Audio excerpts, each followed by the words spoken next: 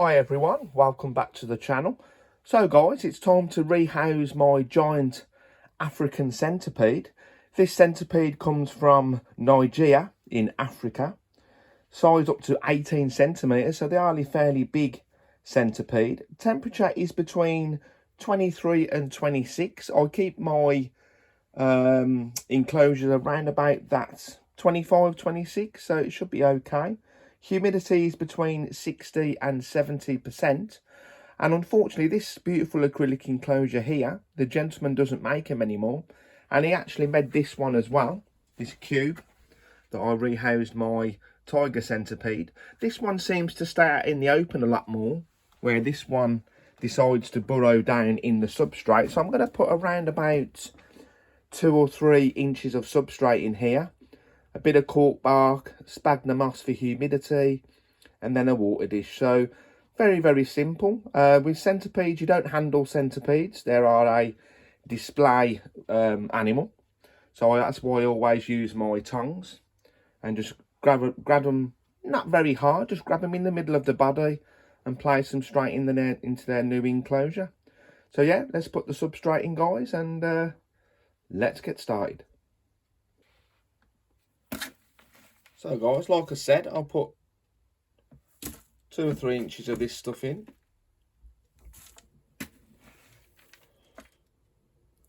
This is just mulch from outside. Make sure you're well away from the road. And make sure that you go next to like an oak tree. If you go next to like a conifer tree, then the actual substrate is very, very acidic. So it's best to find an oak tree. All natural stuff, guys, and it's free from outside. So let's just spread that out a little bit. And like I said, this centipede likes to burrow down in the substrate, so it's always best to give what the centipede wants. Yeah, that should be absolutely perfect. So next up, guys, I'm going to put some sphagnum moss. Just dot it around the enclosure. I'm thinking about putting some green moss in there just to add a little bit of colour to the enclosure, which is also from outside. You don't have to put the green moss in if you don't want to, you know, it's totally your preference. And I'll put a piece of cork bark in there as well for it to hide under. So we'll give that a little bit of a spray because the moss is a little bit dry.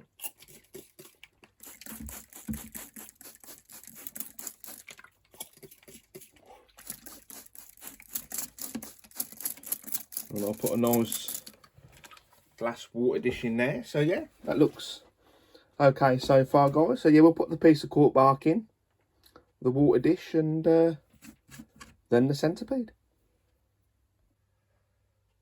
So guys, with the cork bark inside there, and I've got the glass water dish, let's just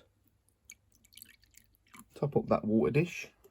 And I've decided to put the sphagnum moss on top of the cork bark, so the cork bark is at the back of the enclosure and it can hide underneath there and do its own thing. So yeah, I think that setup looks absolutely fantastic, and as you can see, it's got ventilation holes on the side, on the back, on top of the lid as well.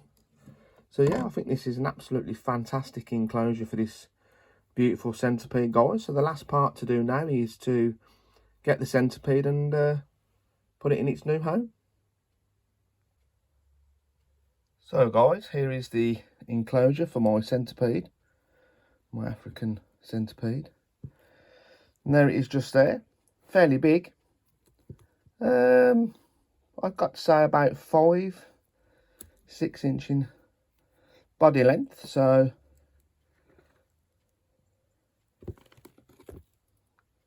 what we'll do is we'll just grab it by its, there you go, and straight in the enclosure. And that is the best way to do it, guys. Like I said, don't grab it too hard. Put it straight in the enclosure, and look, it's buried straight inside the in the enclosure and under the cork bark. Perfect. And there we go, guys. There is my centipede. Look, no bother whatsoever, and it's hid straight under the cork bark. So we'll just put that down very, very slowly. And there we go. Nice rehouse of my African centipede, guys, from Niger. And yeah, I'll use that substrate, guys. I'll put that, and this enclosure has a lockable lid as well, look, guys, and it can't get out. So I'll keep that bit of substrate there. That might come useful. I always leave my substrate in this bucket here. And we'll use that as well. We'll mix that together, guys, and yeah, it's always useful to keep some of that substrate.